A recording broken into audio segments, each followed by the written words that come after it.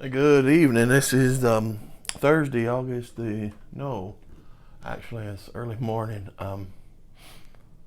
August the 13th, Friday, 2021, and you what looking at on the table? Choose Your Own Adventure: War with the Evil Power Master. And the reason you're doing that, this video could be entitled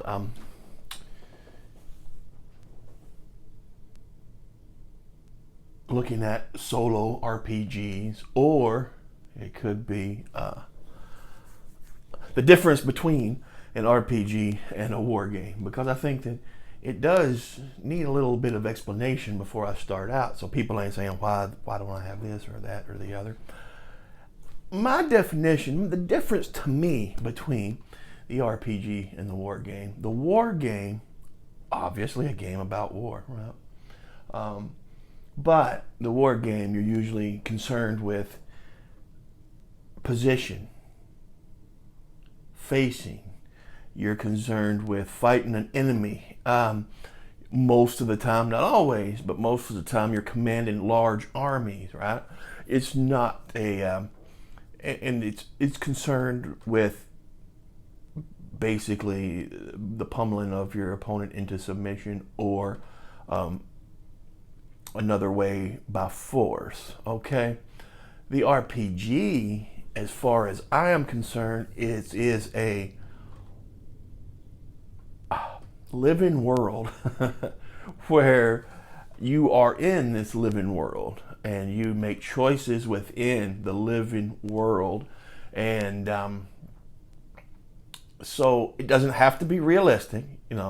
War games, we're concerned with realism, whatever that may entail. RPG doesn't have to be realistic; it just has to be consistent to that living world, and you're just making decisions as you go about your day. That's the difference, in my opinion. Again, a lot of people are going to differ on that. That's why you're not going to see things in this about For Against Darkness. I love For Against Darkness. I consider it a fantasy war game.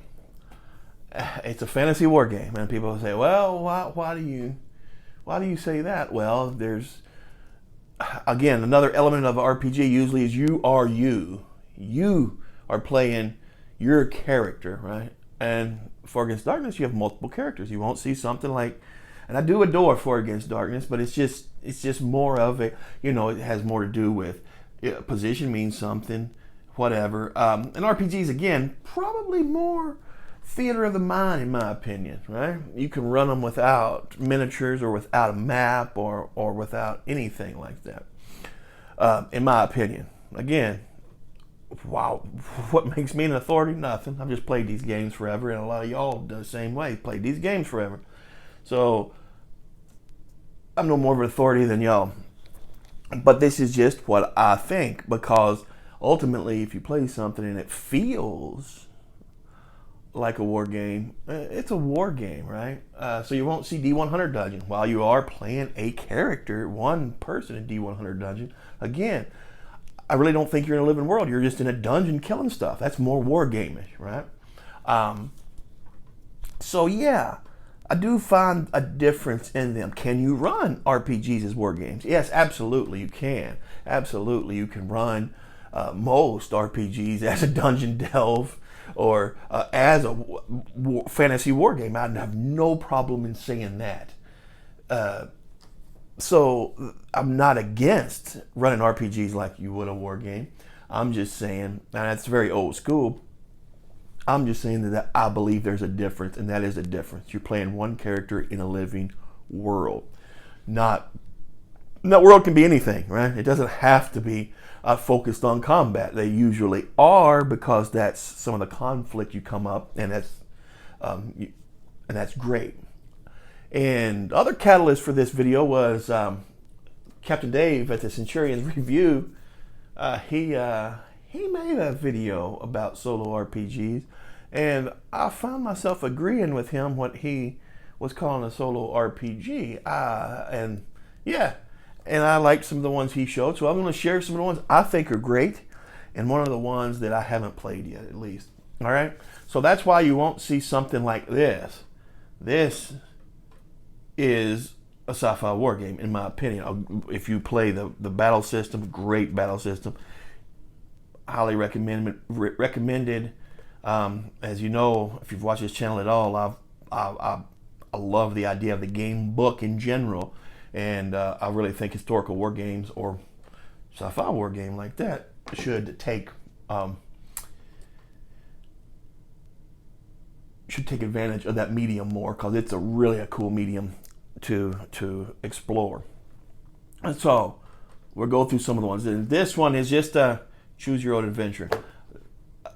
And again, you said it's a living world, right? So once it's written down like this in a book, it does give it a sort of a arthritis, and it's no longer that living world. So there's going to be limited decisions to make, but you can still do it, right?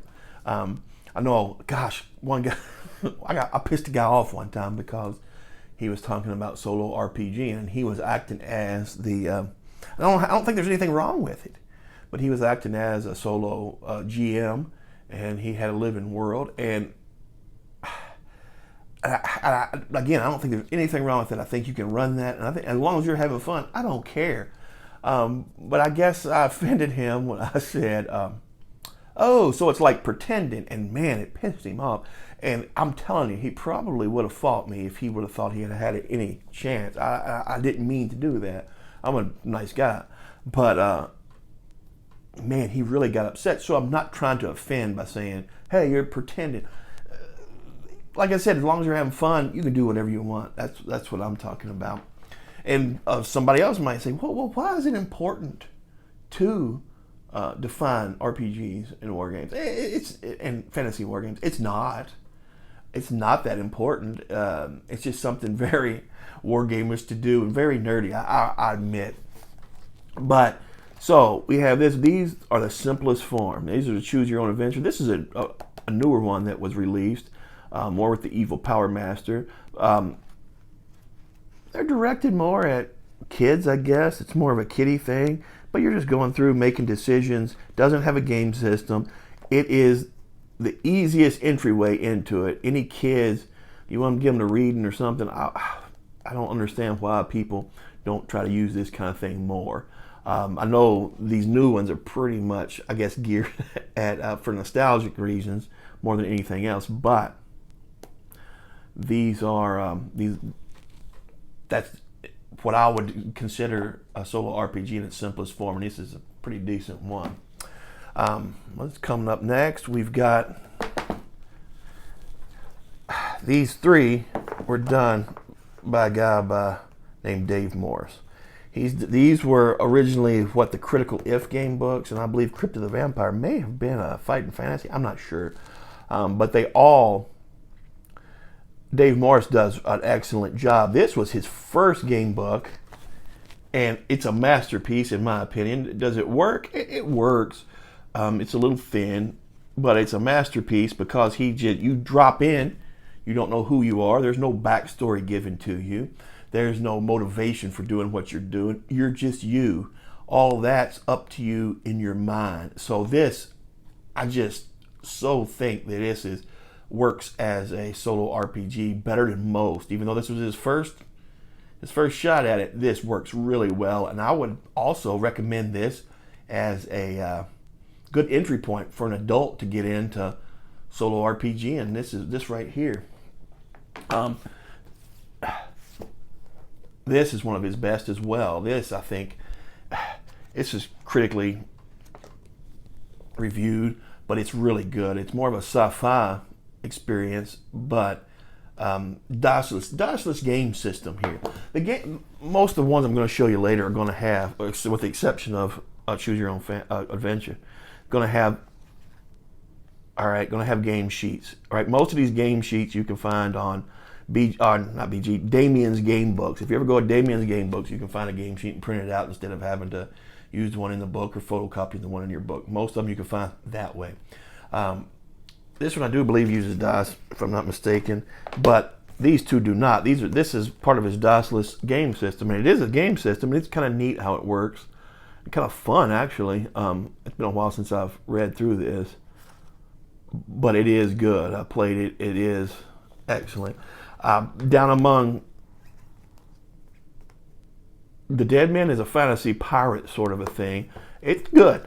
I would recommend, like I said, I recommend anything by Dave Morris. I've read several, but this is good. I don't think it's as good as Heart of Ice, but it's good if you like piracy and high seas in a fantasy setting. You would love that.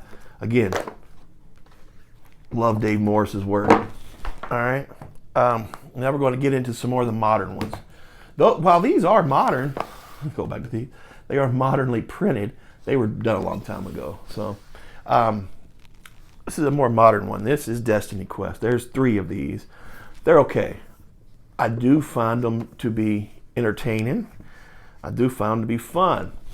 But I find them to be a little grindy. People are going to say, what do you mean grindy? Yeah, they're grindy. It's really more like a video game based on a video game than anything else. You can die several times and respawn and things like that.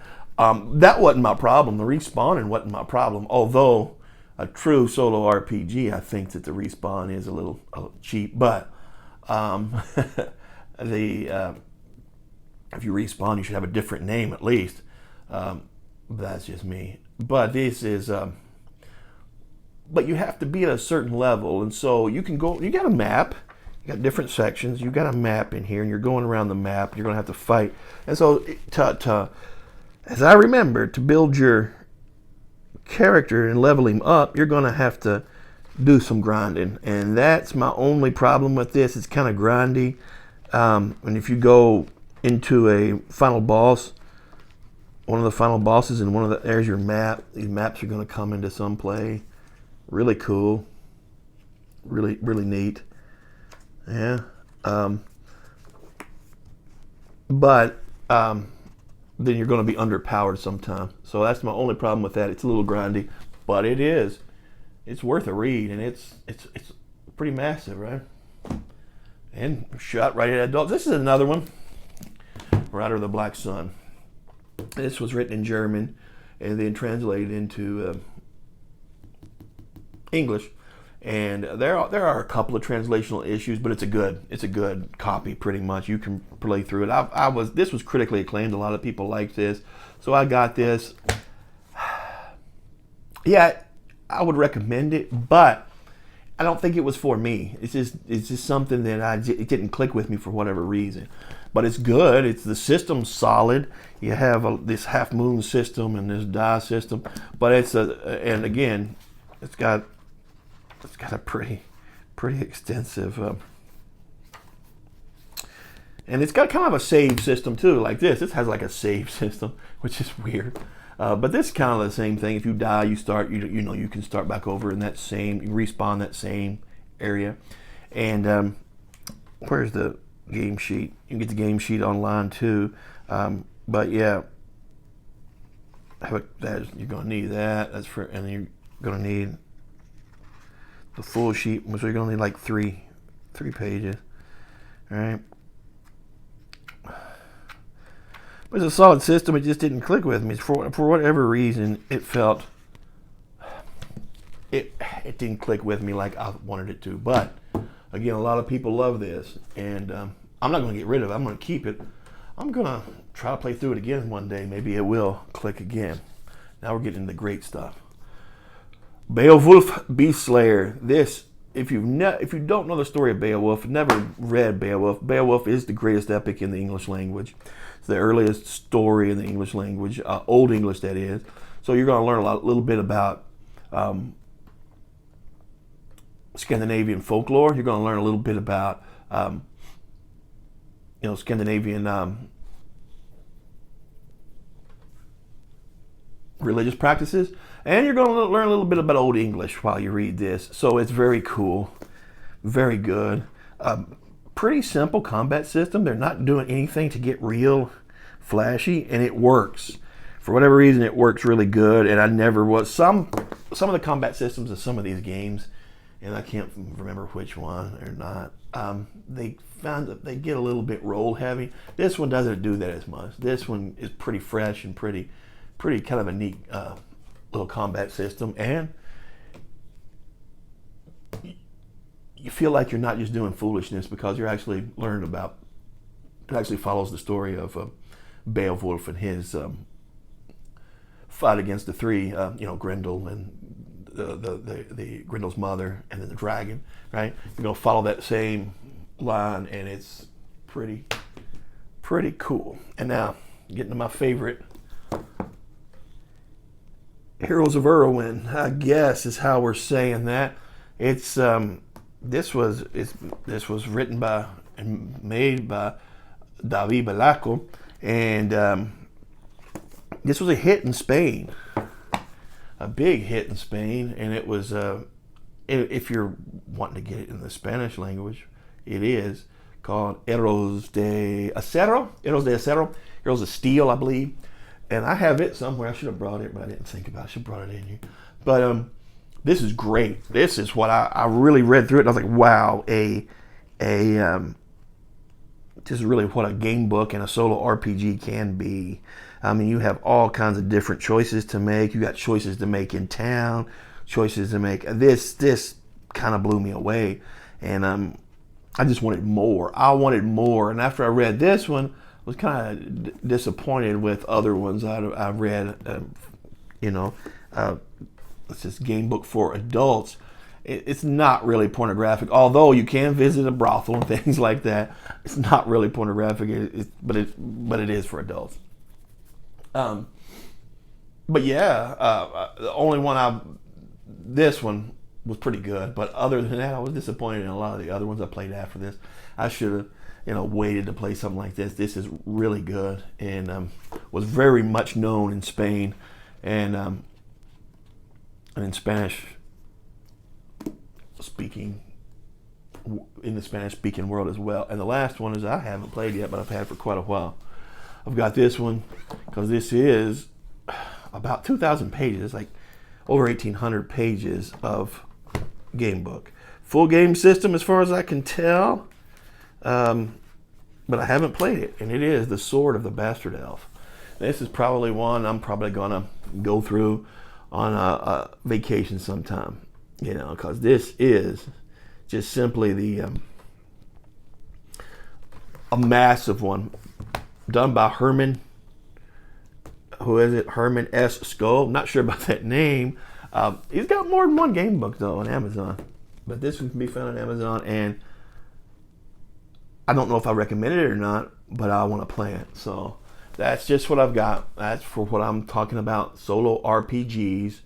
And if you differ with me, my definitions, that's no problem there. You can. I don't have a problem with that. That's just my thoughts and what I think that you should get out and try some of these if you want to have a solo RPG experience, or to feel like a solo RPG experience. These books, every one of them are great. All right. Talk to you soon. Y'all have a great evening. Have a great night. Bye-bye.